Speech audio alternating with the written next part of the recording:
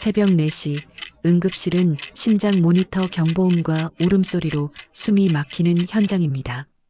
의사와 간호사들이 뛰어다니는 사이 멈춰선 MRI 한 대가 병원 전체의 시간을 붙잡아 버렸습니다. 장비업체와 의공팀이 달려들어도 화면엔 정상만 뜨고 현실은 그대로 멈춰 있었습니다. 병원장은 해결 못하면 끝이라며 압박하고 복도엔 책임을 떠넘기는 시선들이 칼날처럼 오갔습니다. 그때 아무도 주목하지 않던 야간 시설관리원 한 사람이 경보음의 리듬을 듣고 천천히 장비 쪽으로 걸어오고 있습니다. 지금 어느 곳에서 듣고 계신가요? 댓글로 알려주시면 큰 복이 함께하길 진심으로 바라겠습니다. 구독, 좋아요도 함께 눌러주세요. 새벽 4시 10분 서울중앙대학교병원 응급실은 지옥이었습니다. 형광등 불빛 아래 환자들이 줄지어 누워 있었고 보호자들의 불안한 한숨이 복도를 채웠습니다. 그 중심에서 응급의학과 레지던트 강민우는 땀으로 범벅이 된 가운을 입은 채 간호사들에게 지시를 쏟아냈습니다. 뇌출혈 의심 환자 3명 더 들어왔어요. 수간호사 정은혜의 목소리가 떨렸습니다. 50대 중반의 그녀는 20년 넘게 응급실을 지켜왔지만 오늘 같은 밤은 처음이었습니다. 환자 6명이 동시에 뇌출혈 의심 증상을 보이며 실려왔고 모두 즉각적인 MRI 촬영이 필요했습니다. 하지만 문제가 생겼습니다. 병원의 핵심 장비인 MRI가 새벽 3시 40분을 기점으로 작동을 멈춰버린 것입니다. 민우는 CT실 앞에서 발을 동동 굴렀습니다. CT로는 급성 출혈만 확인할 수 있을 뿐 미세한 뇌혈관 손상이나 초기 뇌경색은 놓칠 수밖에 없었습니다. 그는 주먹으로 벽을 쳤습니다. MRI 없이 어떻게 진단하라는 거야. 지하 1층 영상의학과 MRI실은 혼돈 그 자체였습니다. 의공학팀 직원 3명과 장비 벤더사에서 긴급 출동한 엔지니어 2명이 기계 주변을 맴돌며 정신없이 움직였습니다. 거대한 흰색 원통형 MRI 기기는 마치 숨을 멈춘 괴물처럼 고요했습니다. 제어실 모니터에는 녹색 글자로 시스템 정상이라는 메시지가 떠 있었지만 실제로는 스캔 버튼을 눌러도 아무런 반응이 없었습니다. 의공팀 막내 기사 이준호가 노트북을 두드리며 중얼거렸습니다. 로그에는 에러가 하나도 없는데요. 전원도 정상이고 냉각 시스템도 돌아가고 있고 벤더사 수석 엔지니어 박성우는 이마에 땀을 닦으며 헤드셋 너머로 본사 기술팀과 통화했습니다. 그의 목소리에는 초조함이 묻어났습니다. 예, 펌웨어 재부팅 2번 시도했습니다. 하드웨어 자가 진단도 통과했고요. 근데 갑자기 응답이 없어요. 마치 명령어를 못 받는 것처럼. 새벽 4시 30분 병원장실 문이 벌컥 열렸습니다. 병원장 한재혁은 잠옷 위에 코트를 걸친 채 복도를 성큼성큼 걸어왔습니다. 60 중반의 그는 평소 온화한 미소로 유명했지만 지금 그의 얼굴은 차가운 돌덩이 같았습니다. 그는 MRI실로 내려가는 엘리베이터 안에서 기획실장에게 낮게 말했습니다. 언론 대응 준비는 했나? 예, 병원장님. 하지만 6시 전에 복구만 된다면. 재혁은 고개를 저었습니다. 만약을 대비해야지. 상급 종합병원에서 응급 MRI가 2시간 넘게 먹통이라는 게 알려지면 어떻게 되겠나? 보건복지부 평가에도 영향 갈 거야. 엘리베이터 문이 열리자 재혁은 MRI실로 곧장 걸어 들어갔습니다. 그의 등장에 실내 공기가 얼어붙었습니다. 의공팀장 서민재가 황급히 다가왔습니다. 병원장님, 지금 모든 방법을 동원하고 있습니다. 재혁은 차갑게 그를 쳐다봤습니다. 6시가 데드라인이야. 그 전에 복구 못하면 언론부터 터진다는 거 알지. 환자 보호자들이 이미 소셜미디어에 올리기 시작했어. 민재의 얼굴이 하얗게 질렸습니다. 그는 벤더 엔지니어들을 돌아보며 다급하게 물었습니다. 방법이 없습니까? 정말 아무 방법도요. 성우는 고개를 저었습니다. 지금으로서는 본사에서 전문가를 보내는 수밖에 없습니다. 하지만 새벽이라 최소 4시간은. 4시간이면 아침이잖아. 재혁의 목소리가 날카로웠습니다. 그는 창밖을 바라봤습니다. 아직 어둠이 짙었지만 곧 동이 틀 것입니다. 그리고 아침이 되면 이 사건은 통제 불가능해집니다. 그는 이를 악물었습니다. 다른 병원으로 환자 이송 준비해. 그리고 보도자료 초안 작성하고. 바로 그 순간 복도 끝에서 희미한 발자국 소리가 들렸습니다. 청소용 카트를 끌고 오는 소리였습니다. 새벽 시설관리원 백도윤이었습니다. 73세 그는 병원 청소복을 입고 천천히 걸어왔습니다. 허리는 약간 굽었지만 눈빛만은 형형했습니다. 그는 MRI실 문 앞에서 멈춰 섰습니다. 실내에서 들리는 전자음을 가만히 들었습니다. 기계가 내는 미세한 떨림, 규칙적이지 않은 경보음의 리듬. 그는 눈을 감고 귀를 기울였습니다. 30년 전 그가 연구소에서 매일 듣던 바로 그 소리였습니다. 그는 작게 중얼거렸습니다. 위상 흔들림이군. 도윤은 조용히 MRI실 문을 열었습니다. 백도윤이 MRI실 안으로 들어서자 모든 시선이 그에게 집중됐습니다. 민재가 인상을 찌푸리며 다가왔습니다. 여기 관계자 외 출입 금지인데요. 청소는 나중에 하세요. 도윤은 대답하지 않았습니다. 그는 천천히 MRI 기기 주변을 돌며 기계를 살폈습니다. 그의 손이 기기 외벽을 따라 움직였고 귀는 내부에서 나는 소리에 집중했습니다. 미세한 진동이 손끝으로 전해졌습니다. 정상적인 작동음이 아니었습니다. 30년 전 그가 설계에 참여했던 초기 모델들이 보이던 바로 그 증상이었습니다. 준호가 어이없다는 표정으로 말했습니다. 청소 아저씨, 지금 장난칠 때가 아닌데요. 나가주세요. 도윤은 여전히 침묵했습니다. 그는 제어실 모니터를 들여다봤습니다. 화면에 표시된 전압 수치, 주파수 안정도, 냉각수 온도, 모든 수치가 정상 범위 내에 있었습니다. 하지만 그의 눈은 다른 것을 보고 있었습니다.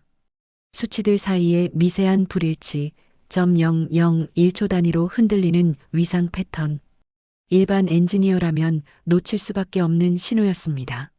그는 조용히 입을 열었습니다. 전원 문제가 아닙니다. 위상 흔들림이에요. 순간 실내가 조용해졌습니다. 성훈이 고개를 돌려 도윤을 쳐다봤습니다. 그의 얼굴에는 어이없음과 분노가 뒤섞여 있었습니다. 뭐라고요? 지금 농담하시는 겁니까? 도윤은 성훈을 바라봤습니다. 그의 눈빛은 흔들림이 없었습니다. 삼상 전원의 위상 중 하나가 미세하게 지연되고 있습니다. 아마 분전반 접점 불량일 겁니다. 로그에는 안 잡히죠. 임계치 이하니까요. 민재가 코웃음을 쳤습니다. 시설관리원 양반이 무슨 MRI를 압니까? 우리 팀 전원이 3일 동안 교육받고 자격증 따서 이 기계 관리하는데. 도윤은 아무 말도 하지 않았습니다. 그는 다시 기계 쪽으로 걸어갔습니다. 병원장 재혁이 팔짱을 끼고 그를 지켜봤습니다. 그의 얼굴에는 회의적인 표정이 어려 있었지만 동시에 작은 호기심도 있었습니다. 지푸라기라도 잡고 싶은 심정이었습니다. 성훈이 비웃음을 터뜨렸습니다.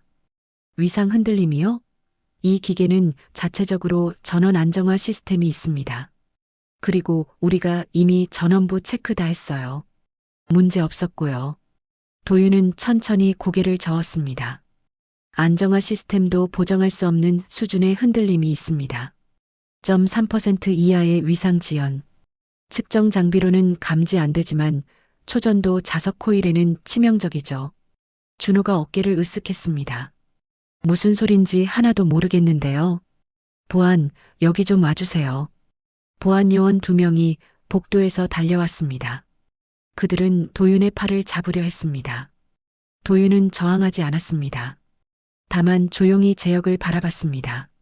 3분만 주십시오. 고칠 수 있습니다. 재혁은 도윤의 눈을 똑바로 쳐다봤습니다. 그 눈빛에는 거짓이 없었습니다. 절박함도 과장도 없이 그저 담담한 확신만이 있었습니다. 재혁은 손을 들어보안 요원들을 막았습니다. 잠깐, 민재가 항의했습니다. 병원장님, 이 사람은 그냥 청소부입니다. 의료 장비를 함부로 만지게 할 순 없습니다. 재혁은 시계를 봤습니다. 새벽 4시 45분. 6시까지 1시간 15분 남았습니다. 그는 길게 한숨을 쉬었습니다. 지금 다른 방법이 있나? 본사 전문가는 4시간 걸린다며 성훈이 어깨를 펴고 말했습니다. 하지만 비전문가가 함부로 만졌다가 더 큰 문제가 생기면 책임은 누가 집니까? 재혁은 민재를 돌아봤습니다. 책임은 내가 진다. 대신 조건이 있어. 그는 도윤을 바라봤습니다. 3분 안에 못 고치면 바로 나가는 거요. 그리고 만약 고친다면. 재혁은 잠시 말을 멈췄습니다. 그의 눈빛이 날카로워졌습니다. 당신이 원하는 걸 들어주지. 도윤은 고개를 끄덕였습니다. 그는 청소 카트에서 낡은 공구 가방을 꺼냈습니다. 가죽이 달아해진 가방이었습니다. 지퍼를 열자 오래된 멀티미터와 드라이버 세트, 절연 테이프가 나왔습니다. 최신 장비는 하나도 없었습니다. 모두 20년도 더 된 공구들이었습니다. 준호가 픽 웃었습니다. 저런 구닥다리 장비로 뭘 한다고. 도윤은 대꾸하지 않았습니다. 그는 멀티미터를 집어들고 전원실로 향했습니다. 응급실 수간호사 은혜가 복도 끝에서 달려왔습니다. 그녀의 얼굴은 창백했습니다. 병원장님, 환자 한 분이 의식 저하되고 있습니다. 더 이상 기다릴 수 없어요. 재혁은 턱을 쓸어내렸습니다. 그는 도윤의 뒷모습을 바라봤습니다. 73의 허리 굽은 노인이 낡은 공구 가방을 들고 전원실로 들어가는 모습. 그 모습이 왠지 모르게 믿음직스러웠습니다. 아니, 믿고 싶었습니다. 3분만 더 기다려. 제발. 은혜는 입술을 깨물었습니다. 그녀는 고개를 끄덕이고 응급실로 뛰어갔습니다. 실내에 긴장이 흘렀습니다. 모두가 시계를 쳐다봤습니다. 초침이 움직일 때마다 심장이 뛰는 것 같았습니다. 전원실 안에서 도윤은 분전반 커버를 열었습니다. 삼상 전원의 단자들이 정렬되어 있었습니다. 그는 멀티미터를 각상에 대고 전압과 위상을 측정했습니다. A상, S상은 정상이었습니다. 하지만 T상, 그의 눈이 가늘어졌습니다. 0.2V의 미세한 강화, 그리고 0.03초의 위상 지연. 바로 이것이었습니다. 그는 드라이버를 집어들었습니다. 손이 떨리지 않았습니다. 30년의 세월이 흘렀지만 그의 손은 여전히 기억하고 있었습니다. 도윤의 손이 T상 단자로 향했습니다. 그는 드라이버로 조심스럽게 단자를 풀었습니다. 접점 부분을 자세히 들여다봤습니다. 미세한 산화 피막이 보였습니다. 육안으로는 거의 보이지 않을 정도였지만 그의 눈에는 선명했습니다. 바로 이 산화 피막이 저항을 만들고 그 저항이 위상 지연을 일으킨 것입니다. 그는 주머니에서 사포한 조각을 꺼냈습니다. 항상 가지고 다니던 것이었습니다. 부드럽게 접점을 문질렀습니다. 산화막이 벗겨지며 금속 본연의 광택이 드러났습니다. 그는 절연 테이프를 적당한 길이로 잘라 예비로 준비한 뒤 단자를 다시 조였습니다. 이번에는 토크를 정확히 맞춰서 너무 세면 접점이 변형되고 너무 약하면 접촉 불량이 생깁니다. MRI실에서는 모두가 숨을 죽이고 있었습니다. 민재는 팔짱을 낀 채 벽에 기대 있었습니다. 그의 얼굴에는 불신이 가득했습니다. 성우는 노트북 화면만 뚫어져라 쳐다봤습니다. 준호는 손톱을 물어뜯었습니다. 재혁은 창밖을 바라봤습니다. 하늘이 조금씩 밝아지고 있었습니다. 은혜가 다시 달려왔습니다. 그녀의 목소리는 떨렸습니다. 병원장님, 환자분 혈압이 떨어지고 있어요. 정말 한계예요. 재혁은 눈을 감았습니다. 그는 손목시계를 봤습니다. 2분 30초가 지났습니다. 30초 남았습니다. 그는 주먹을 쥐었습니다. 전원실에서 도윤은 마지막 점검을 했습니다. 멀티미터를 다시 대고 측정했습니다. A상 22.8V, S상 22.7V, T상 22.8V, 위상 지연 제로. 완벽했습니다. 그는 분전판 커버를 닫았습니다. 공구를 가방에 넣고 천천히 일어났습니다. 허리가 욱신거렸지만 개의치 않았습니다. 그가 MRI실로 돌아왔을 때 시간은 정확히 2분 40초였습니다. 모두가 그를 쳐다봤습니다. 도윤은 아무 말 없이 제어실로 걸어가 스캔 시작 버튼을 눌렀습니다. 순간 고요했습니다. 그리고 웅! MRI 기기에서 낮은 진동음이 울려 퍼졌습니다. 정상적인 작동음이었습니다. 초전도 자석이 회전하기 시작했습니다. 제어실 모니터에 시스템 초기화 메시지가 떴습니다. 냉각수 순환 정상, 자기장 강도 정상, 경사 코일 정상, 모든 시스템이 녹색 불빛으로 바뀌었습니다. 준호의 입이 떡 벌어졌습니다. 이게 어떻게... 성우는 노트북 화면을 몇 번이고 확인했습니다. 모든 수치가 정상이었습니다. 더 이상 미세한 흔들림도 없었습니다. 그는 믿을 수 없다는 표정으로 도윤을 바라봤습니다. 민재는 할 말을 잃었습니다. 그는 제어실로 뛰어가 직접 확인했습니다. 시스템은 완벽하게 작동하고 있었습니다. 그는 입술을 깨물었습니다. 방금 전까지 자신이 무시했던 노인이 2분 40초 만에 해낸 것입니다. 재혁은 깊은 한숨을 내쉬었습니다. 그의 어깨에서 긴장이 풀렸습니다. 그는 은혜를 돌아봤습니다. 환자 바로 올려. 은혜는 고개를 끄덕이고 무전기를 들었습니다. MRI 가동됩니다. 첫 번째 환자분 올려주세요. 복도에서 침대 굴러가는 소리가 들렸습니다. 의식 저하된 환자가 실려 들어왔습니다. 방사선사들이 환자를 MRI 테이블에 옮겼습니다. 도윤은 조용히 뒤로 물러섰습니다. 그는 자신의 역할이 끝났다는 것을 알았습니다. 스캔이 시작됐습니다. 기계가 부드럽게 회전하며 환자를 촬영했습니다. 15분 후 영상이 나왔습니다. 민우가 모니터를 보며 안도의 한숨을 쉬었습니다. 다행히 대량 출혈은 아니에요. 미세 출혈이고 보존적 치료 가능합니다. 은혜는 환자 보호자에게 연락했습니다. 보호자의 울먹이는 목소리가 전화기 너머로 들렸습니다. 그녀는 전화를 끊고 가슴을 쓸어내렸습니다. 20년 경력 동안 이렇게 아슬아슬한 순간은 처음이었습니다. 두 번째, 세 번째 환자가 차례로 촬영됐습니다. MRI는 완벽하게 작동했습니다. 더 이상 어떤 문제도 없었습니다. 새벽 5시 30분, 6명의 환자 모두 촬영을 마쳤습니다. 응급실은 다시 정상을 찾아갔습니다. 재혁은 도윤에게 다가갔습니다. 그는 손을 내밀었습니다. 고맙습니다.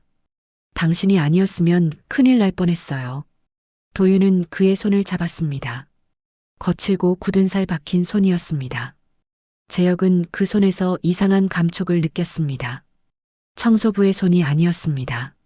정밀한 작업을 해온 기술자의 손이었습니다. 당신 누구십니까? 어떻게 저걸 고칠 수 있었죠? 도윤은 잠시 침묵했습니다. 그의 눈빛이 먼 곳을 바라봤습니다. 30년 전 그가 서 있던 연구소가 떠올랐습니다. 하얀 가운을 입고 설계도를 펼쳐놓고 밤을 새우던 날들. 첫 번째 시제품이 완성됐을 때의 환희. 그리고 그 모든 것이 무너지던 날의 절망. 그냥 옛날에 비슷한 일했습니다. 민재가 다가왔습니다. 그의 얼굴에는 복잡한 감정이 어려 있었습니다. 고마움과 동시에 자존심이 상한 표정이었습니다. 대체 어디서 배우신 겁니까? 위상 흔들림이라는 것도 어떻게 알았고? 도윤은 대답하지 않았습니다. 그는 공구 가방을 들고 복도로 나갔습니다. 청소 카트가 그대로 있었습니다.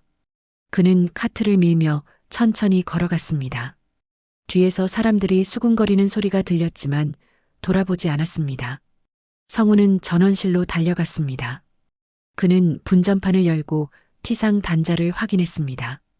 접점이 깨끗하게 정리되어 있었습니다. 그는 멀티미터로 측정했습니다. 완벽한 수치였습니다. 그는 고개를 저었습니다. 이런 미세한 문제를 어떻게 찾아낸 거지? 준호가 옆에서 중얼거렸습니다. 보통 사람이 아닌 것 같은데요. 성우는 고개를 끄덕였습니다. 그는 본사의 보고서를 작성해야 했습니다. 하지만 뭐라고 써야 할지 막막했습니다. 시설관리원이 2분 40초 만에 고쳤다고? 누가 믿겠습니까? 재혁은 기획실장을 불렀습니다. 저 사람 신원 확인해봐. 이력서 있을 거 아냐? 네, 병원장님. 바로 조회하겠습니다. 기획실장이 사무실로 돌아가 인사 파일을 뒤졌습니다. 백도윤, 73세, 2년 전 입사. 이력사항에는 간단하게만 적혀 있었습니다. 고졸학력, 이전 직장 없음, 특이사항 없음.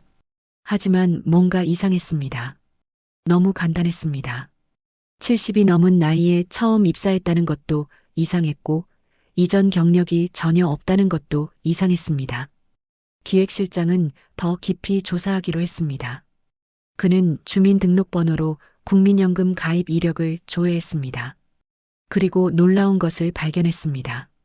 백도윤은 20년 전까지 대기업에 근무했습니다. 정확히는 한국메디텍이라는 의료장비 회사였습니다. 직급은 수석연구원이었습니다. 기획실장은 손이 떨렸습니다. 그는 더 자세히 조사했습니다. 한국메디텍 재직 중 백도윤의 업적을 찾았습니다. MRI 장비 국산화 프로젝트 팀장, 3테슬라 MRI 개발 책임자, 의료장비 특허 12건 등록.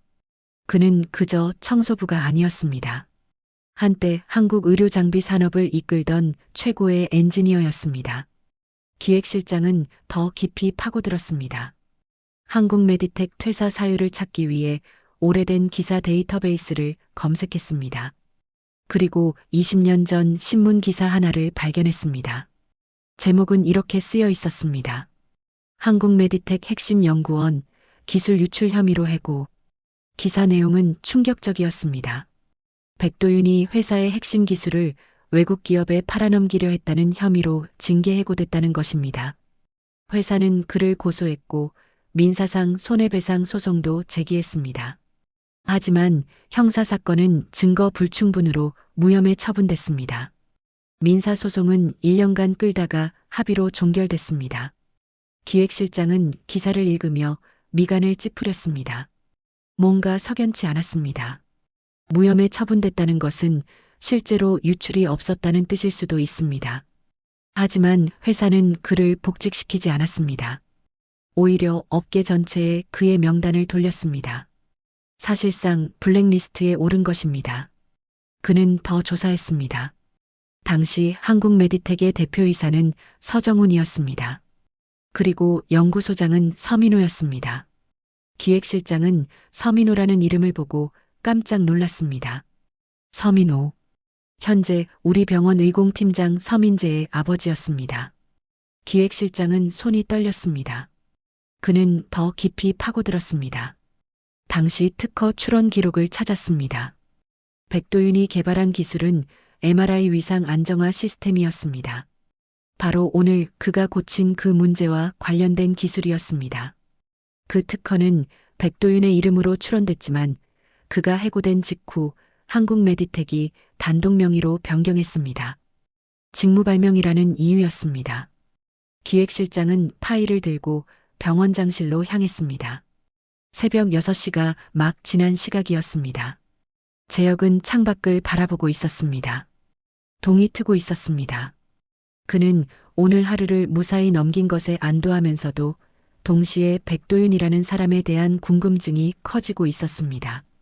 병원장님, 조사 결과 나왔습니다. 기획실장이 파일을 책상 위에 놓았습니다. 재혁은 천천히 파일을 펼쳤습니다. 그리고 한 장 한 장 읽어 내려갔습니다. 그의 표정이 점점 굳어졌습니다. 수석연구원, MRI 개발 책임자, 기술 유출 혐의, 해고, 무혐의 처분, 특허 변경. 모든 것이 한편의 드라마 같았습니다. 서민재 팀장 아버지가 당시 연구소장이었다고요? 네, 병원장님. 재혁은 깊은 한숨을 내쉬었습니다. 그는 민재를 불러야 할지 고민했습니다. 하지만 일단은 더 확인이 필요했습니다. 그는 기획실장에게 말했습니다. 백도윤 씨 좀 찾아봐요. 지금 어디 계신지. 네, 확인하겠습니다. 기획실장이 나가고 재혁은 혼자 파일을 다시 읽었습니다. 그는 20년 전 기사들을 하나하나 살폈습니다. 기사마다 백도윤을 배신자로 묘사했습니다. 하지만 무혐의 판결에 대한 보도는 거의 없었습니다. 언론은 그가 해고됐다는 사실만 크게 다뤘고 무혐의 처분은 작은 기사로만 처리했습니다. 재혁은 고개를 저었습니다. 뭔가 잘못됐습니다. 만약 정말로 기술을 유출하려 했다면 형사처벌을 받았을 것입니다. 하지만 무혐의였습니다. 그렇다면 왜 회사는 그를 복직시키지 않았을까요? 왜 업계 전체가 그를 외면했을까요? 한 가지 가능성이 떠올랐습니다. 누명. 누군가 그에게 죄를 뒤집어 씌웠을 가능성. 재혁은 서민호라는 이름을 다시 봤습니다. 당시 연구소장. 그리고 민재의 아버지. 그는 불편한 예감이 들었습니다. 지하 1층 탈의실에서 도윤은 청소복을 벗고 있었습니다. 그의 몸은 피곤했지만 마음은 이상하게 가벼웠습니다. 30년 만에 다시 MRI를 만졌습니다. 손이 기억하고 있었습니다. 모든 회로, 모든 접점, 모든 신호를. 그는 거울 속 자신을 바라봤습니다. 주름진 얼굴, 희끗희끗한 머리카락, 굽은 허리. 73의 노인이 거기 있었습니다. 그는 옷을 갈아입고 락커를 닫았습니다. 퇴근 시간이었습니다. 그는 병원 뒷문으로 나가려고 복도를 걸었습니다. 그때 민재가 복도 끝에서 나타났습니다. 그는 도윤을 보고 멈춰 섰습니다. 잠깐만요. 도윤은 걸음을 멈췄습니다. 민재가 다가왔습니다. 그의 얼굴에는 복잡한 표정이 어려 있었습니다. 아까는 죄송했습니다. 무시해서. 도윤은 고개를 저었습니다. 괜찮습니다. 당연한 반응이었어요. 민재는 입술을 깨물었습니다. 대체 어떻게 아신 겁니까? 위상 흔들림이라는 걸. 우리도 몰랐던 걸. 도윤은 잠시 침묵했습니다. 그는 민재의 얼굴을 자세히 봤습니다. 서민호의 아들. 당시 자신을 배신한 그 사람의 아들.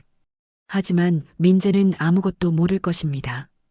아버지가 무슨 짓을 했는지. 옛날에 그런 일을 했습니다. 오래전이에요.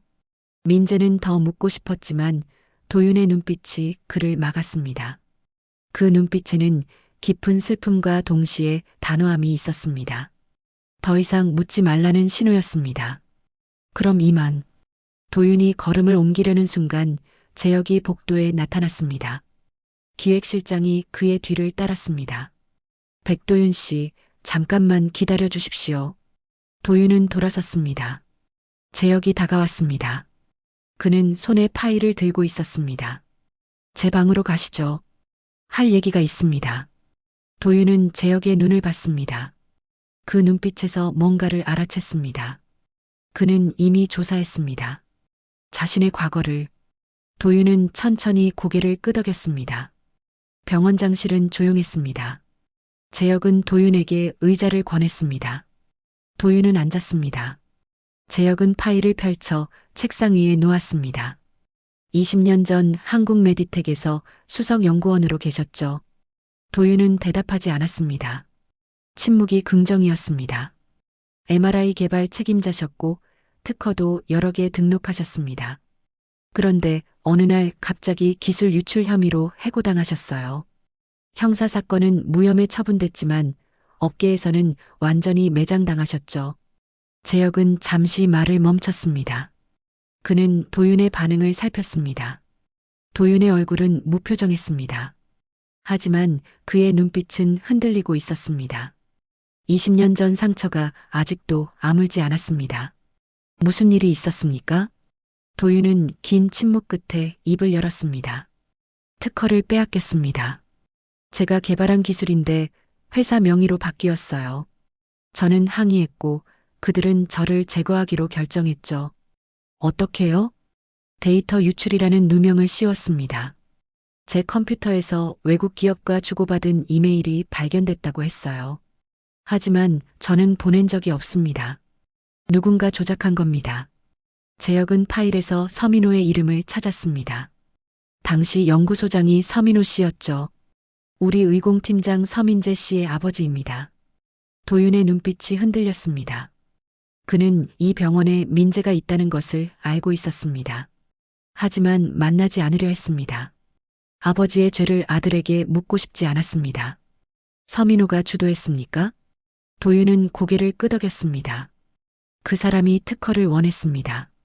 자기 이름으로 등록하고 싶어 했죠. 하지만 제가 거부했습니다. 그래서 그는 말을 잇지 못했습니다. 목이 메었습니다. 20년이 지났지만 그날의 기억은 여전히 선명했습니다. 도윤은 창밖을 바라봤습니다. 아침 햇살이 건물 사이로 비쳐들었습니다. 그는 천천히 말을 이어갔습니다. 제가 개발한 건 위상 안정화 시스템이었습니다. 당시로서는 혁신적인 기술이었어요. 그걸로 MRI 성능을 30% 향상시킬 수 있었죠. 서민호 소장은 그 특허를 자기 이름으로 내고 싶어 했습니다. 승진을 위해서였어요. 재혁은 조용히 듣고 있었습니다. 그의 얼굴에는 분노가 스며들었습니다. 하지만 전 거절했습니다. 제가 밤낮 없이 연구한 결과였으니까요. 그랬더니 일주일 후 회사 보안팀이 찾아왔어요. 제 컴퓨터에서 기밀 유출 정황이 발견됐다고 했죠. 도윤의 목소리가 떨렸습니다. 20년이 지났지만 그날의 충격은 여전했습니다. 이메일 로그가 있었습니다. 제 계정에서 독일 지멘스 본사로 기술 문서를 보낸 기록이요. 하지만 전 보낸 적이 없었어요. 아무리 설명해도 아무도 믿지 않았습니다. 재혁은 주먹을 쥐었습니다. 조작이었군요. 네. 나중에 알았습니다. 서민호 소장이 IT팀 직원을 매수해서 제 계정을 해킹했던 거죠. 그 직원은 한 달 후 퇴사해서 해외로 나갔습니다. 아마 입막음용 돈을 받았겠죠. 도윤은 손을 떨며 물잔을 집었습니다. 재혁이 조용히 물을 따라줬습니다. 도윤은 한 모금 마시고 계속했습니다. 경찰 조사가 시작됐습니다. 저는 결백을 주장했고 실제로 지멘스에 확인해 보니 그런 이메일을 받은 적이 없다고 했어요. 조작된 거였죠. 결국 무혐의 처분됐습니다. 그럼 복직하셨어야 하는 거 아닙니까? 도윤은 쓴웃음을 지었습니다. 회사는 절 다시 받아주지 않았습니다. 무혐의라도 의심을 샀다는 이유였죠. 그리고 업계에 제 명단을 돌렸습니다. 기술 유출 시도자라고. 그 후로 어디도 절 채용하지 않았어요. 재혁은 책상을 쳤습니다. 말도 안 됩니다. 그건 명백한 인권 침해고 명예훼손이에요. 소송을 했습니다. 하지만 회사는 거대했고 저는 혼자였어요. 변호사 비용도 감당하기 힘들었죠. 결국 1년 만에 합의했습니다. 회사가 약간의 위로금을 주고 저는 더 이상 문제 삼지 않기로요. 도윤의 눈가에 눈물이 맺혔습니다. 그는 서둘러 닦았습니다. 그게 가장 후회됩니다. 끝까지 싸우지 못한 것. 하지만 그때는 너무 지쳐 있었어요. 가족도 저를 외면했고 친구들도 떠났죠. 제 아내는 이혼을 요구했습니다. 재혁은 말문이 막혔습니다. 그는 상상할 수 없었습니다. 한순간에 모든 것을 잃는다는 것을. 커리어도 명예도 가족도. 그 후로는요? 여기저기 떠돌았습니다.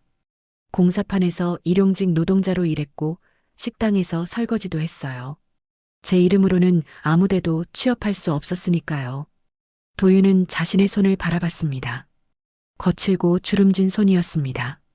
10년 전 작은 전자제품 수리점에서 일했습니다. 그게 제일 오래 다닌 직장이었어요. 거기서 사장님이 친절하셨거든요. 제 과거를 묻지 않았죠. 그럼 왜 여기로 오셨습니까? 도윤은 잠시 침묵했습니다. 수리점이 문을 닫았습니다. 사장님이 돌아가셨어요. 그 후 여기저기 알아봤지만 70이 넘은 노인을 받아주는 곳은 없었습니다. 그러다 이 병원이 야간 청소원을 구한다는 공고를 봤어요. 재혁은 고개를 끄덕였습니다. 그래서 지원하신 거군요. 네. 병원이라면 혹시 MRI가 있을까 싶었습니다. 그냥 보고 싶었어요. 제가 평생을 바쳐 연구했던 그 기계를. 도윤의 목소리가 떨렸습니다. 매일 밤 청소하면서 지나갔습니다. MRI실 앞을요. 문틈으로 기계 소리를 들었어요. 그 소리를 들으면 마음이 편해졌습니다. 제가 살아있다는 느낌이 들었죠. 재혁은 가슴이 먹먹했습니다. 그는 도윤의 어깨에 손을 얹었습니다. 당신은 잘못이 없습니다. 피해자예요. 도윤은 고개를 저었습니다. 잘못이 있었습니다. 싸우지 않은 것, 끝까지 진실을 밝히지 못한 것, 아닙니다. 당신은 최선을 다하셨어요. 재혁은 파일을 닫았습니다. 그는 결심한 표정으로 말했습니다. 제가 돕겠습니다. 진실을 밝히는 것을요. 도윤은 놀란 표정으로 재혁을 봤습니다. 왜 그러시려고요? 저는 그냥 청소부일 뿐인데. 아닙니다. 당신은 최고의 엔지니어였어요. 그리고 억울하게 누명을 쓴 피해자죠. 제가 병원장으로서 할 수 있는 일이 있습니다. 재혁은 기획실장을 불렀습니다. 한국메디텍에 연락해요. 20년 전 백도윤 씨 사건에 대한 재조사를 요청한다고. 기획실장은 놀란 표정이었습니다. 하지만 병원장님, 그게 가능할까요? 20년이나 지났는데. 해봐야죠. 그리고 서민재 팀장을 불러요. 그도 알아야 합니다. 도윤이 황급히 손을 저었습니다. 아닙니다. 민재 씨는 아무 잘못이 없어요. 그냥 내버려 두세요. 하지만 그는 알 권리가 있습니다. 자기 아버지가 무슨 일을 했는지. 재혁의 목소리는 단호했습니다. 기획실장이 나가고 잠시 후 민재가 병원장실로 들어왔습니다. 그는 도윤을 보고 의아한 표정을 지었습니다. 부르셨습니까, 병원장님? 재혁은 민재에게 의자를 가리켰습니다. 앉으세요. 할 얘기가 있습니다. 민재는 앉았습니다. 그의 표정에는 불안함이 스며들었습니다. 재혁은 파일을 민재 앞에 놓았습니다. 이걸 읽어보세요. 민재는 파일을 펼쳤습니다. 첫 페이지에 백도윤의 이력이 나와 있었습니다. 그는 눈을 크게 떴습니다. 이게 무슨... 그는 계속 읽었습니다. 한국메디텍, 수석연구원, 기술 유출 혐의 해고, 그리고 당시 연구소장 서민호, 자기 아버지의 이름이었습니다. 민재의 손이 떨렸습니다. 이건 무슨 뜻입니까? 재혁은 조용히 말했습니다. 백도윤 씨는 20년 전 당신 아버지에게 누명을 쓰고 쫓겨났습니다. 특허를 빼앗기고 인생이 무너졌죠. 민재는 도윤을 돌아봤습니다. 그의 얼굴은 창백했습니다. 정말입니까? 도윤은 고개를 끄덕였습니다. 민재는 파일을 더 읽었습니다. 조작된 이메일, 무혐의 판결, 블랙리스트, 모든 것이 충격이었습니다. 그는 손으로 얼굴을 감쌌습니다. 저는 몰랐습니다. 정말 몰랐어요. 그의 목소리가 떨렸습니다. 아버지는 그저 성실한 연구자라고만 생각했습니다. 설마 이런 일을. 민재는 도윤을 바라봤습니다. 그의 눈에 눈물이 고였습니다. 죄송합니다. 정말 죄송합니다. 도윤은 손을 저었습니다. 당신 잘못이 아닙니다. 아버지의 죄를 자식이 짊어질 필요는 없어요. 하지만 민재는 말을 잇지 못했습니다. 그는 책상에 머리를 묻었습니다. 어깨가 떨렸습니다. 재혁은 조용히 그를 지켜봤습니다. 잠시 후 민재가 고개를 들었습니다. 그의 얼굴은 눈물로 범벅이었습니다. 제가 할 수 있는 게 있습니까? 무엇이든 하겠습니다. 재혁은 민재의 어깨를 두드렸습니다. 진실을 밝히는 것을 도와주세요. 당신 아버지가 무슨 일을 했는지 증언할 수 있는 사람들을 찾아야 합니다. 민재는 고개를 끄덕였습니다. 그는 도윤을 바라봤습니다. 아버지는 5년 전에 돌아가셨습니다. 뇌졸중이었어요. 도윤은 놀란 표정을 지었습니다. 그는 아무 말도 하지 못했습니다. 복수할 대상이 이미 이 세상에 없다는 사실이 그를 혼란스럽게 만들었습니다. 돌아가시기 한 달 전에 저를 부르셨습니다. 병상에서요. 민재의 목소리가 떨렸습니다. 그때 뭔가 말씀하시려고 하셨어요. 미안하다고, 누군가에게 잘못을 했다고.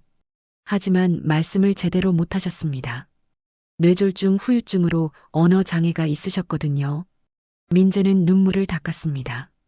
지금 생각해보니 백도윤 씨 얘기를 하신 것 같습니다. 그때 제가 물어봤어야 했는데 그냥 넘어갔어요. 도윤은 깊은 한숨을 내쉬었습니다. 그는 분노를 느껴야 할지 안도를 느껴야 할지 알 수 없었습니다. 서민우는 죽었습니다. 마지막에 후회했을까요? 아니면 그저 죽음 앞에서 두려워했던 것일까요? 아버지 서재에 오래된 일기장이 있습니다. 민재가 말했습니다. 거기 뭔가 쓰여 있을지도 모릅니다. 제가 찾아보겠습니다. 재혁은 고개를 끄덕였습니다. 그리고 한국 메디텍에 연락하겠습니다.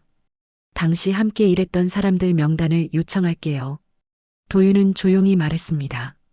굳이 그러실 필요 없습니다. 이미 지난 일이에요. 아닙니다. 재혁의 목소리는 단호했습니다. 진실은 밝혀져야 합니다. 당신의 명예를 회복시켜 드려야 해요. 그리고 이건 제 개인적인 문제이기도 합니다. 도윤은 의아한 표정으로 재혁을 봤습니다. 제가 의대생일 때 한 교수님이 계셨습니다. 훌륭한 분이셨죠?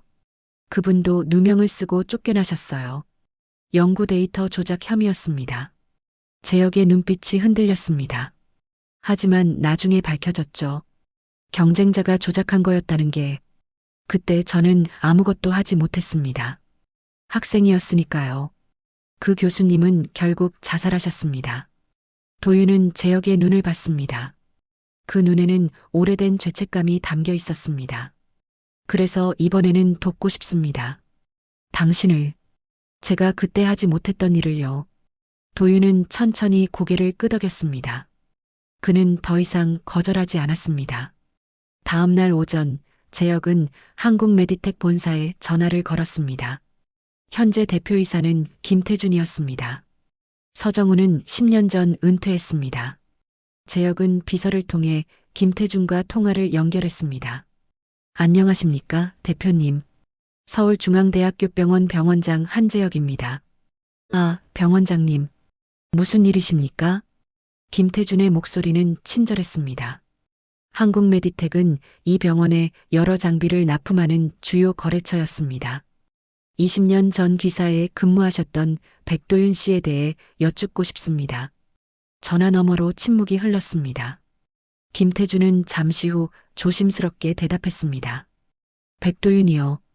그분 이름은 오랜만에 듣네요.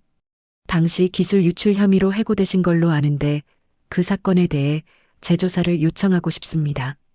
재조사요? 김태준의 목소리에 당혹감이 묻어났습니다. 왜 갑자기요? 백도윤 씨가 현재 저희 병원에서 근무하고 계십니다. 그리고 최근 그분의 능력을 직접 확인했습니다. 저는 당시 사건에 의문이 있습니다. 김태준은 잠시 생각했습니다. 병원장님, 그건 20년 전 일입니다. 이미 끝난 일이고요. 하지만 진실이 아니라면 끝난 게 아닙니다. 재혁의 목소리는 단호했습니다. 저는 백도윤 씨가 누명을 썼다고 믿습니다. 그리고 그 증거를 찾을 겁니다. 귀사가 협조해 주신다면 조용히 처리할 수 있습니다. 하지만 협조하지 않으신다면 언론에 알릴 수밖에 없습니다. 김태준은 한숨을 쉬었습니다. 협박이십니까? 아닙니다. 제안입니다. 진실을 밝히는 것은 귀사에게도 이익입니다. 잘못을 인정하고 바로잡는 기업이 존중받습니다. 김태준은 길게 침묵했습니다. 그는 당시 사건을 알고 있었습니다. 입사 초기에 들었던 소문이었습니다. 백도윤이라는 천재 엔지니어가 억울하게 쫓겨났다는. 하지만 회사는 그 사실을 묻었습니다. 알겠습니다. 당시 자료를 찾아보겠습니다. 하지만 약속은 못 드립니다. 감사합니다. 그것만으로도 충분합니다. 재혁은 전화를 끊었습니다. 기획실장이 옆에서 물었습니다. 협조할까요? 모르겠습니다. 하지만 압박은 가했어요. 이제 그쪽에서 움직일 겁니다. 같은 시각, 민재는 아버지의 집을 찾았습니다. 어머니는 5년 전 아버지가 돌아가신 후 시골로 내려가셨습니다. 집은 비어 있었지만 민재는 열쇠를 가지고 있었습니다. 그는 서재로 갔습니다. 책장에는 오래된 책들이 빼곡했습니다. 공학 서적, 의료 장비 매뉴얼, 학술 논문집. 민재는 책장 아래 서랍을 열었습니다. 거기에 낡은 일기장 몇 권이 있었습니다. 그는 일기장을 꺼냈습니다. 2005년으로 표시된 일기장을 펼쳤습니다. 바로 도윤이 해고당한 해였습니다. 민재는 날짜를 찾아 넘겼습니다. 그리고 3월 15일자 일기를 발견했습니다. 오늘 백도윤을 해고하기로 결정했다. 그의 기술이 필요하지만 그는 협조하지 않는다. 특허를 회사 명의로 바꾸는 것을 거부했다. 어쩔 수 없다. 다른 방법을 써야 한다. 민재의 손이 떨렸습니다. 그는 계속 읽었습니다. IT팀 박상우 과장과 협의했다. 백도윤의 계정으로 이메일을 보내는 것이 가능하다고 한다. 내일 실행하기로 했다. 민재는 책을 떨어뜨릴 뻔했습니다. 명백한 증거였습니다. 아버지가 직접 조작을 지시한 것입니다. 그는 다음 페이지를 넘겼습니다. 3월 17일. 일이 생각보다 쉽게 진행됐다. 보안팀이 백도윤의 컴퓨터에서 이메일을 발견했다. 그는 부인하지만 증거가 있다. 내일 인사위원회가 열린다. 민재는 가슴이 무너지는 것을 느꼈습니다. 아버지는 의도적으로 도윤을 함정에 빠뜨렸습니다. 그는 계속 읽었습니다. 3월 20일. 백도윤이 해고됐다. 그는 눈물을 흘렸다. 미안하다. 하지만 이것이 회사를 위한 일이다. 그의 특허는 우리가 필요하다. 민재는 일기장을 가슴에 안았습니다. 눈물이 흘러내렸습니다. 아버지는 괴물이었습니다. 아니, 괴물이 될 수밖에 없었던 약한 사람이었습니다. 권력과 성공을 위해 동료를 배신한 비겁자였습니다. 그는 일기장을 가방에 넣었습니다. 이것이 증거였습니다. 도윤의 결백을 증명할 증거. 민재는 서재를 나왔습니다. 그는 병원으로 향했습니다. 오후 3시 민재는 병원장실에 도착했습니다. 도윤도 거기 있었습니다. 민재는 일기장을 책상 위에 놓았습니다. 찾았습니다. 증거를요. 재혁은 일기장을 펼쳤습니다. 그는 한 줄 한 줄 읽었습니다. 그의 얼굴이 굳어졌습니다. 도윤은 일기장을 보지 않았습니다. 그는 창밖만 바라봤습니다. 이건 결정적 증거입니다. 재혁이 말했습니다. 이걸로 재조사를 요구할 수 있어요. 민재는 무릎을 꿇었습니다. 도윤 앞에 그의 머리가 바닥에 닿았습니다. 용서해 주십시오.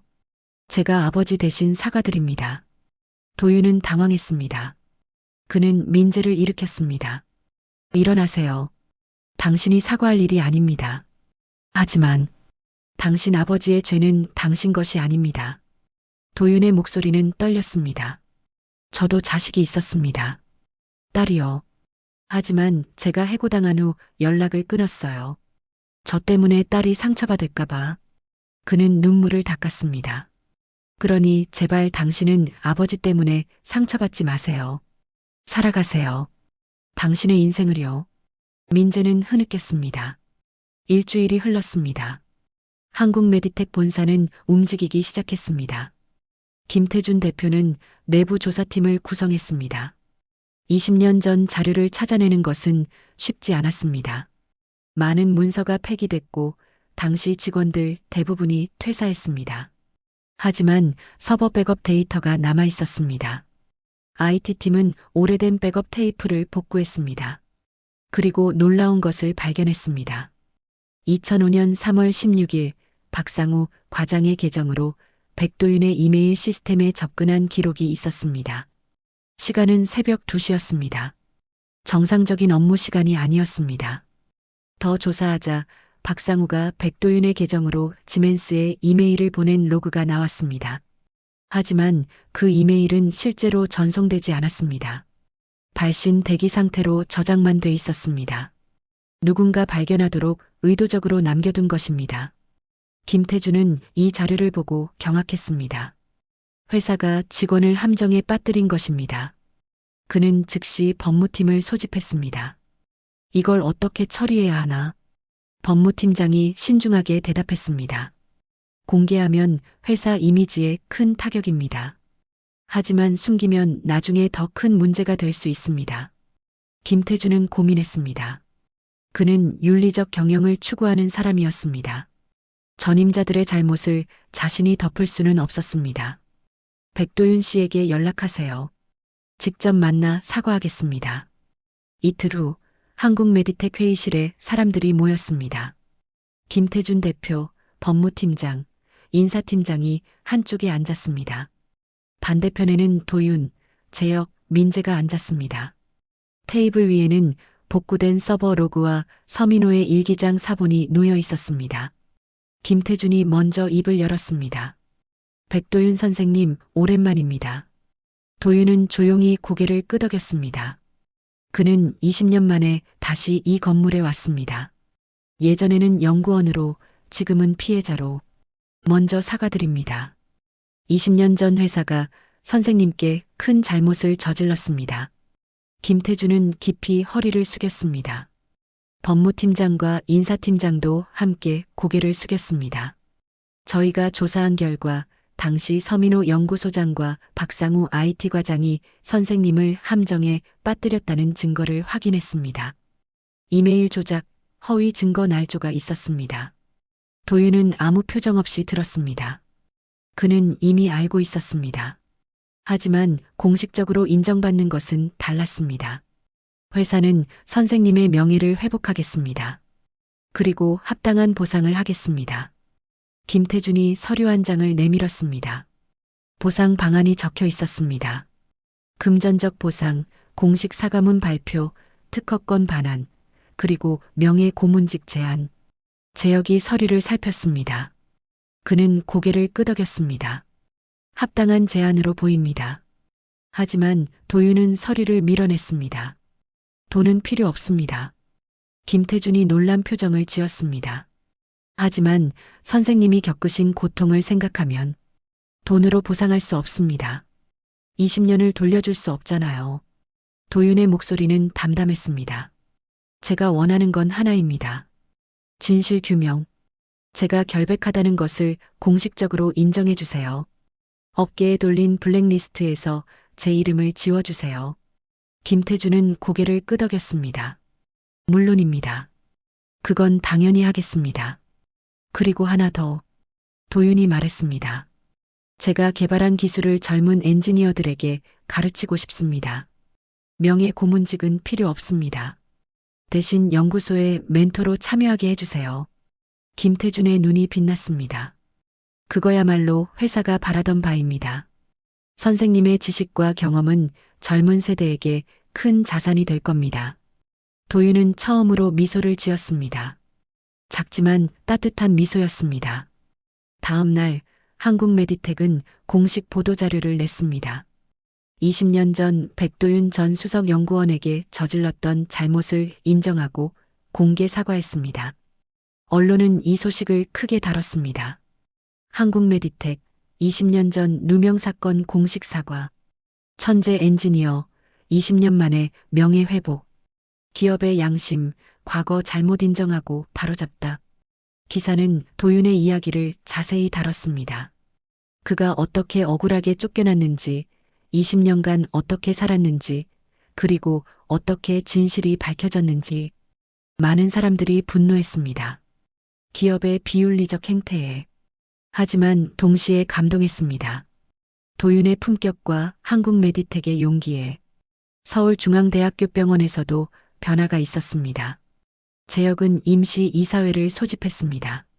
그는 도윤의 이야기를 전하고 병원이 할 수 있는 일을 제안했습니다. 저는 백도윤 씨를 병원의 시니어 의공 멘토로 초빙하고 싶습니다. 우리 의공팀 직원들이 그분께 배울 것이 많습니다. 이사들은 만장일치로 찬성했습니다. 도윤의 능력은 이미 MRI 사건으로 증명됐습니다. 그리고 그의 인격은 더욱 빛났습니다. 일주일 후 도윤은 청소복을 벗었습니다. 그는 깨끗한 셔츠와 바지를 입고 의공팀 사무실로 걸어 들어갔습니다. 팀원들이 모두 일어나 박수를 쳤습니다. 민재가 앞으로 나왔습니다. 백도윤 선생님 환영합니다. 도윤은 고개를 끄덕였습니다. 민재는 그를 팀원들에게 소개했습니다. 오늘부터 백도윤 선생님이 우리 팀의 시니어 멘토로 함께 하십니다.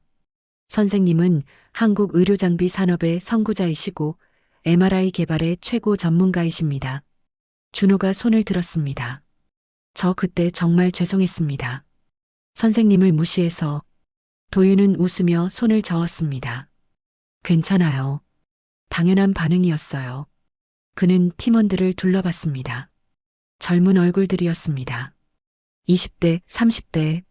그들의 눈에는 열정과 호기심이 가득했습니다. 도윤은 가슴이 뭉클했습니다.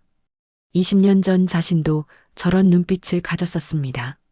질문 있으면 언제든 하세요. 제가 아는 건 다 가르쳐 드릴게요. 오후 내내 도윤은 팀원들과 대화했습니다. MRI 구조, 작동 원리, 고장 진단법. 그는 칠판에 그림을 그리며 설명했습니다. 팀원들은 메모하며 열심히 들었습니다. 이런 실전 지식은 책에서 배울 수 없었습니다. 저녁 6시 민재가 도윤을 따로 불렀습니다. 선생님, 제안이 하나 있습니다. 뭔가요? 한국 메디텍뿐 아니라 이 병원에서도 젊은 의공 기사들을 가르쳐 주시면 어떨까요? 정기적인 강의를요. 도윤은 눈을 빛냈습니다. 좋은 생각이네요. 하고 싶습니다. 민재는 미소 지었습니다. 그럼 다음 주부터 시작하시죠. 매주 금요일 오후 2시. 어떠세요? 완벽합니다. 두 사람은 악수했습니다. 민재는 도윤의 손을 꽉 잡았습니다. 선생님, 정말 감사합니다. 용서해 주셔서. 도윤은 고개를 저었습니다. 용서할 게 없어요. 당신은 잘못이 없으니까. 하지만 제 아버지가. 당신 아버지는 약한 사람이었습니다. 하지만 당신은 강한 사람이에요. 진실을 밝히는 용기를 가졌으니까. 민재의 눈에 눈물이 맺혔습니다. 도윤은 그의 어깨를 두드렸습니다. 이제 앞만 보고 가세요. 과거는 과거로 남겨두고. 그날 밤 도윤은 작은 원룸으로 돌아왔습니다. 그는 책상 서랍을 열었습니다. 거기에 오래된 사진 한 장이 있었습니다. 20년 전 사진이었습니다. 젊은 그가 실험실에서 웃고 있었습니다. 옆에는 동료들이 있었습니다. 도윤은 사진을 쓰다듬었습니다. 그때는 행복했습니다. 꿈이 있었고 미래가 있었습니다. 하지만 모든 것이 무너졌습니다. 20년간 그는 어둠 속에서 살았습니다. 하지만 이제 빛이 보였습니다. 그는 서랍 깊숙한 곳에서 다른 사진 한 장을 꺼냈습니다. 어린 여자아이가 웃고 있었습니다. 그의 딸이었습니다. 지금은 30이 넘었을 것입니다. 도윤은 오랫동안 사진을 바라봤습니다. 미안하다, 서연아. 아빠가 너무 겁쟁이였어. 그는 눈물을 닦았습니다. 언젠가 용기를 내야 했습니다. 딸에게 연락할 용기를. 하지만 아직은 두려웠습니다. 딸이 자신을 거부할까봐. 도윤은 사진을 다시 서랍에 넣었습니다. 그리고 내일을 생각했습니다.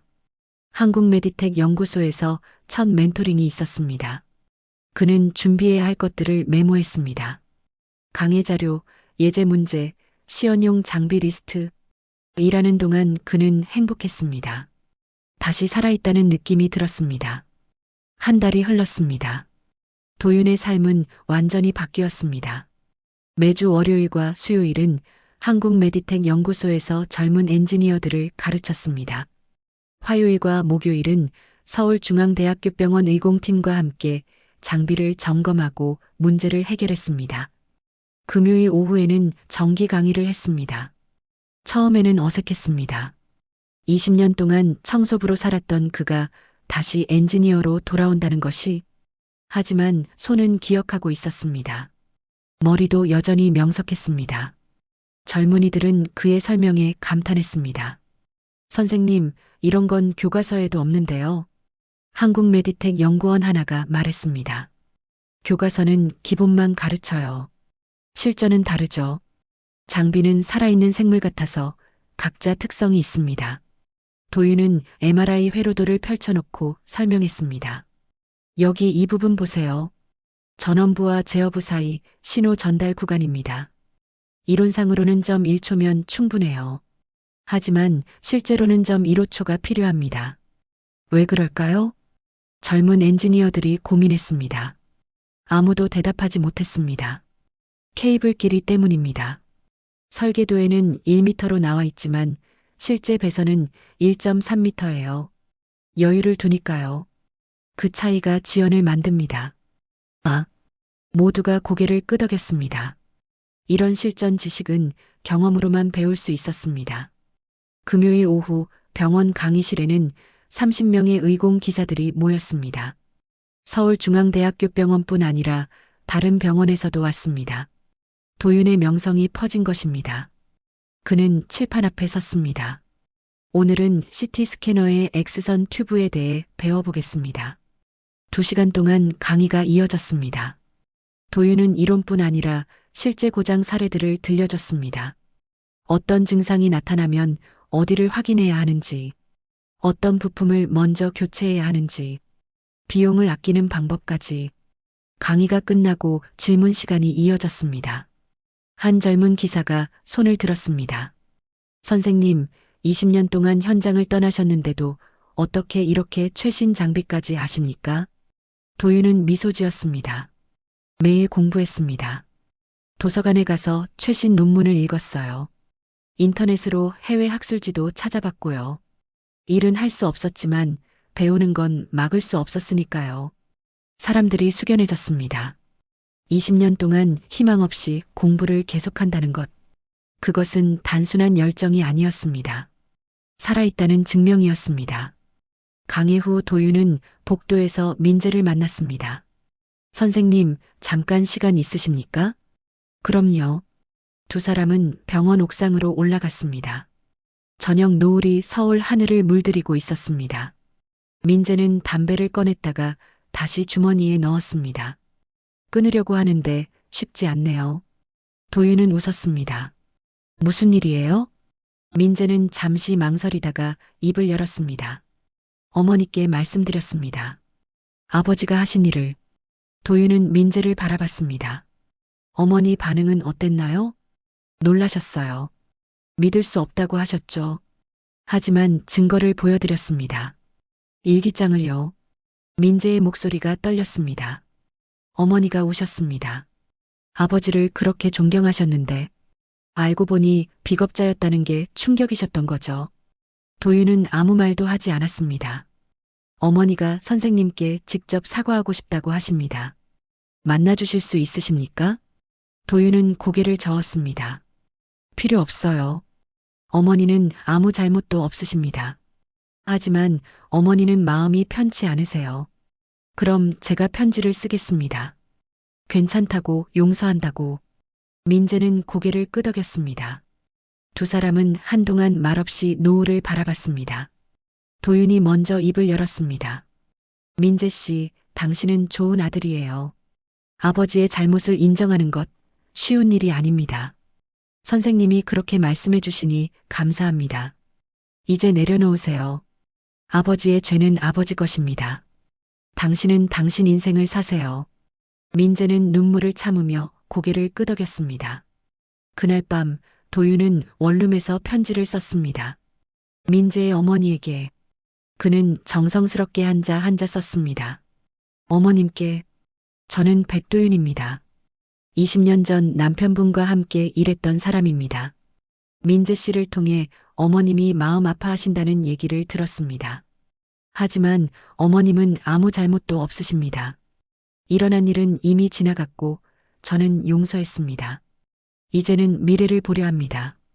부디 편안하시길 바랍니다. 편지를 봉투에 넣고 그는 깊은 한숨을 쉬었습니다. 용서한다고 했지만 완전히 잊을 수는 없었습니다. 상처는 아물었지만 흉터는 남았습니다. 그는 다시 서랍을 열었습니다. 딸 서연의 사진이 거기 있었습니다. 그는 오랫동안 사진을 바라봤습니다. 서연은 지금 어디서 무엇을 하고 있을까요? 결혼은 했을까요? 아이는 있을까요? 그는 아무것도 몰랐습니다. 도윤은 휴대폰을 꺼냈습니다. 연락처에는 서연의 번호가 여전히 저장돼 있었습니다. 20년 전 번호였습니다. 아마 바뀌었겠죠. 하지만 혹시 모릅니다. 그는 통화 버튼 위에 손가락을 올렸습니다. 하지만 누르지 못했습니다. 두려웠습니다. 다음 날 아침 도윤은 한국 메디텍 연구소로 갔습니다. 오늘은 신임 연구원들을 위한 특별 강의가 있었습니다. 그는 준비한 자료를 펼쳐놓았습니다. 강의실에 20명의 젊은이들이 들어왔습니다. 모두 열정으로 가득 찬 얼굴이었습니다. 도윤은 그들을 보며 20년 전 자신을 떠올렸습니다. 안녕하세요, 여러분. 저는 백도윤입니다. 그는 자신을 소개했습니다. 그리고 20년 전 이야기를 했습니다. 어떻게 꿈을 이뤘는지, 어떻게 다시 일어섰는지. 신임 연구원들은 숨죽여 들었습니다. 여러분에게 하고 싶은 말이 있습니다. 절대 포기하지 마세요.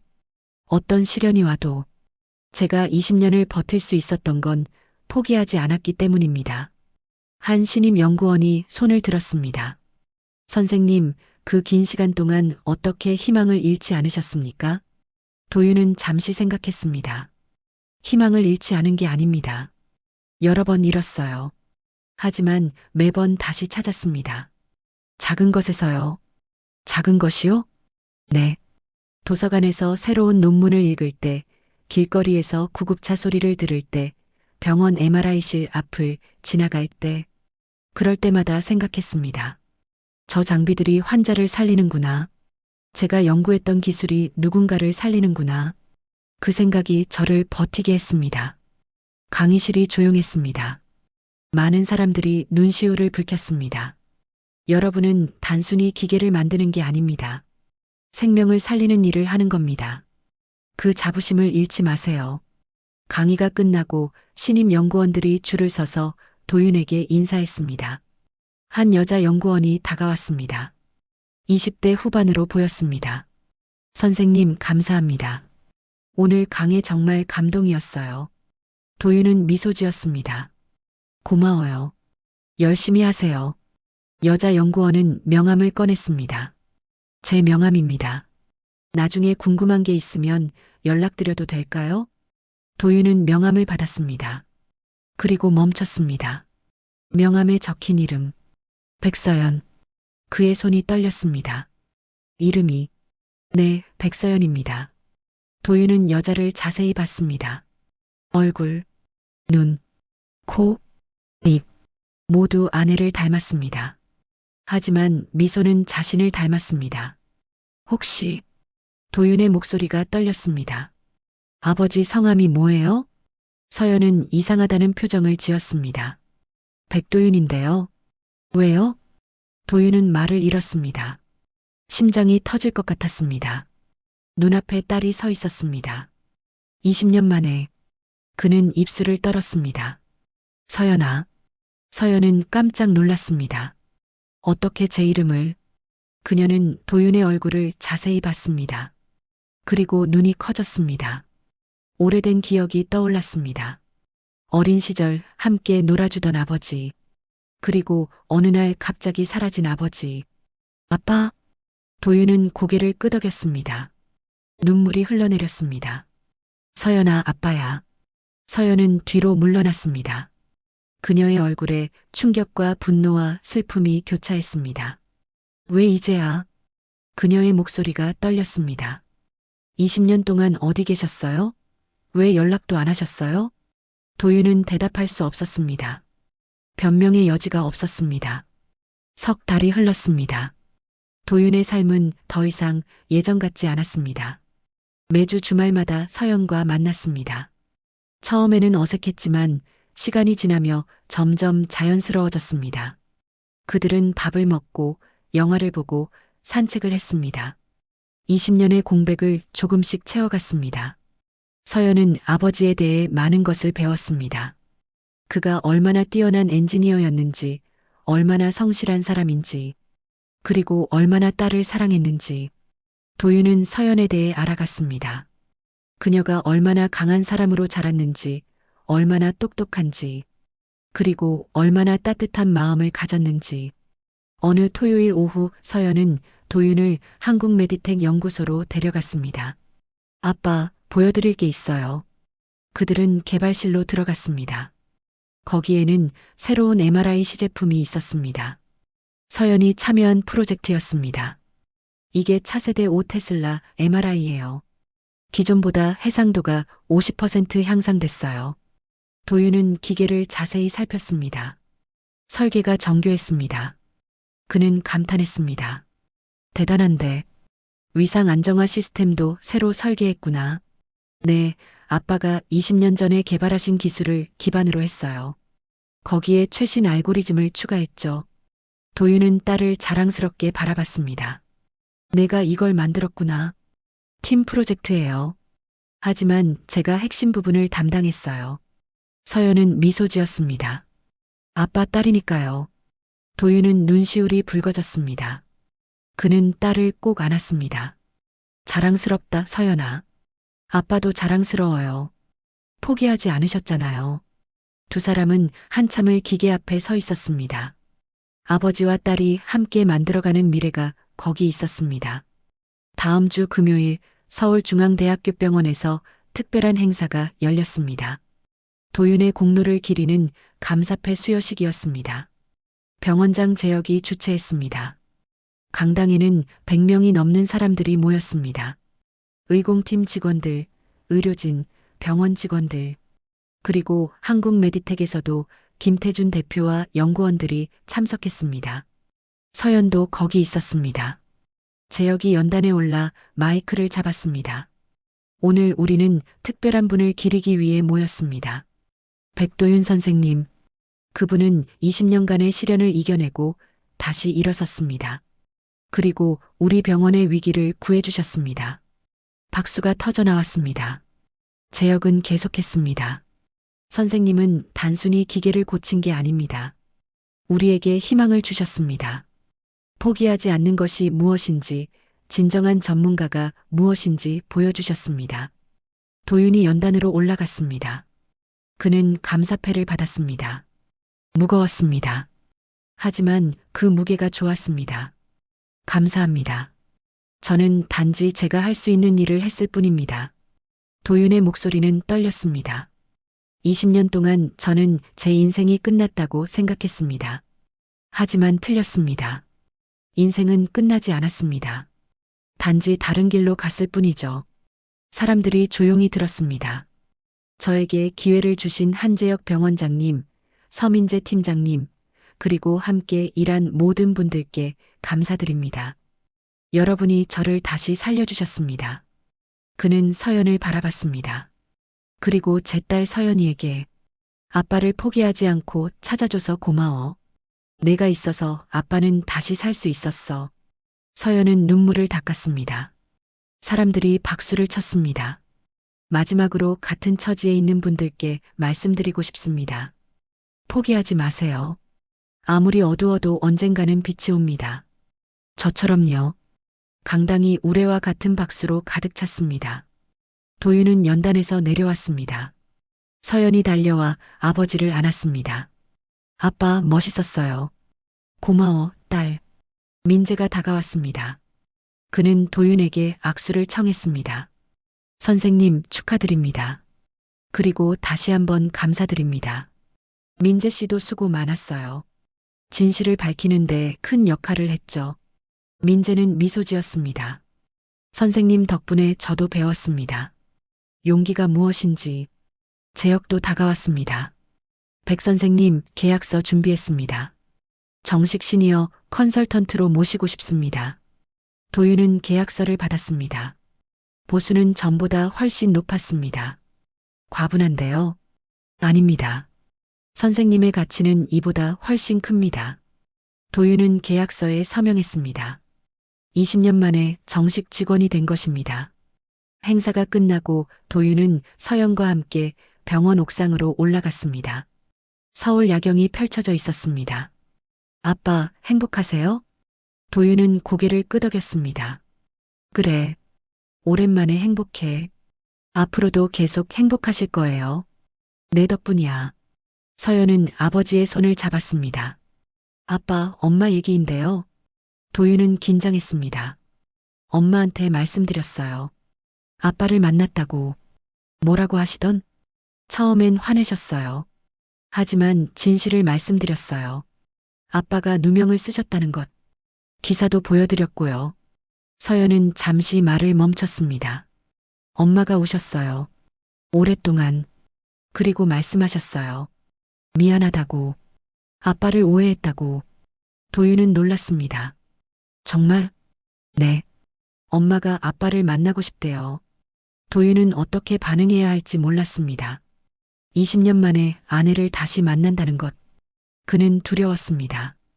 괜찮을까? 괜찮을 거예요. 엄마도 준비되셨어요. 일주일 후 도윤은 작은 카페에서 전 아내 민지를 만났습니다. 서연이 중간에서 주선했습니다. 민지는 50 중반이었지만 여전히 단정했습니다.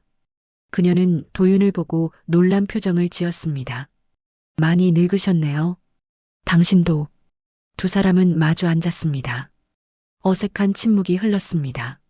민지가 먼저 입을 열었습니다. 미안해요. 당신을 오해했어요. 도윤은 고개를 저었습니다. 아니에요. 당신 잘못이 아니었어요. 아니에요. 제 잘못이에요. 진실을 알려고 하지 않았어요. 그냥 믿어버렸죠. 당신이 나쁜 사람이라고. 민지의 눈에 눈물이 맺혔습니다. 서연이가 기사를 보여줬을 때 충격이었어요. 당신이 억울하게 쫓겨났다는 걸, 20년 동안 고생하셨다는 걸. 괜찮아요. 다 지난 일이에요. 아니에요. 괜찮지 않아요. 저는 당신을 버렸어요. 힘들 때 옆에 있어줘야 했는데. 민지는 고개를 숙였습니다. 용서해 주세요. 도윤은 민지의 손을 잡았습니다. 용서할 게 없어요. 당신은 서연이를 잘 키웠어요. 그것만으로도 충분해요. 민지는 흐느꼈습니다. 도윤은 조용히 기다렸습니다. 당신은 지금 행복하세요? 도윤은 고개를 끄덕였습니다. 그래요. 서연이 덕분에. 다행이에요. 저도 행복해요. 재혼한 남편이 좋은 사람이에요. 다행이네요. 두 사람은 미소 지었습니다. 더 이상 부부는 아니었지만 서연이의 부모였습니다. 그것으로 충분했습니다. 가끔 서연이 만날 때 함께해요. 우리 셋이? 도윤은 놀랐습니다. 괜찮겠어요? 괜찮아요. 서연이가 원하니까. 민지는 가방에서 사진 한 장을 꺼냈습니다. 어린 서연이가 도윤과 함께 웃고 있는 사진이었습니다. 이거 가지세요. 제가 간직하고 있었어요. 도윤은 사진을 받아들었습니다. 눈물이 흘렀습니다. 고마워요. 석 달 후 도윤은 새 아파트로 이사했습니다. 원룸이 아닌 방 2개짜리 아파트였습니다. 서연이 가끔 놀러 올 수 있도록 서연과 민지 그리고 민지의 남편이 이사를 도와줬습니다. 아빠, 여기 좋네요. 서연은 거실을 둘러봤습니다. 그치? 이제 내가 올 공간도 있어. 자주 올게요. 도윤은 미소 지었습니다. 그는 창밖을 바라봤습니다. 햇살이 따뜻했습니다. 다음 주 월요일 한국 메디텍 연구소에서 첫 시제품 테스트가 있었습니다. 서연이 개발한 5테슬라 MRI였습니다. 도윤도 초대받았습니다. 기계가 작동하기 시작했습니다. 부드러운 회전음, 완벽한 위상, 선명한 이미지, 모든 것이 완벽했습니다. 김태준 대표가 박수를 쳤습니다. 성공입니다. 축하합니다. 팀 여러분. 연구원들이 환호했습니다. 서연은 아버지를 찾아 안겼습니다. 아빠, 우리가 해냈어요. 그래, 딸. 내가 해냈어. 도윤은 딸의 머리를 쓰다듬었습니다. 그는 행복했습니다. 20년 전 자신이 시작한 일을 딸이 완성했습니다. 이보다 더 큰 선물은 없었습니다. 그날 저녁 도윤은 집에 돌아와 일기를 썼습니다. 오랜만에 쓰는 일기였습니다. 오늘 서연이의 프로젝트가 성공했다. 내가 20년 전 꿈꿨던 기술을 딸이 완성했다. 이제야 알았다. 내 인생이 헛되지 않았다는 것을, 모든 고통에는 이유가 있었다는 것을, 그 이유가 바로 오늘이었다. 그는 펜을 내려놓고 창밖을 바라봤습니다. 별들이 반짝이고 있었습니다. 감사합니다. 포기하지 않게 해주셔서, 다시 시작할 기회를 주셔서. 도윤은 잠자리에 들었습니다. 그는 미소 지으며 눈을 감았습니다. 내일이 기대됐습니다. 처음으로 73의 백도윤은 다시 태어났습니다. 청소부가 아닌 엔지니어로, 혼자가 아닌 딸과 함께 어둠이 아닌 빛 속에서 그의 이야기는 많은 사람들에게 전해졌습니다. 언론이 다뤘고 방송이 보도했습니다. 그는 유명해졌습니다. 하지만 그것은 중요하지 않았습니다. 중요한 건 서연이 매주 찾아온다는 것, 민재와 함께 장비를 점검한다는 것, 젊은 엔지니어들이 자신을 찾아온다는 것, 그리고 매일 아침 일어나 할 일이 있다는 것. 백도윤의 새벽 4시는 더 이상 어둡지 않았습니다. 그것은 새로운 시작이었습니다. 매일매일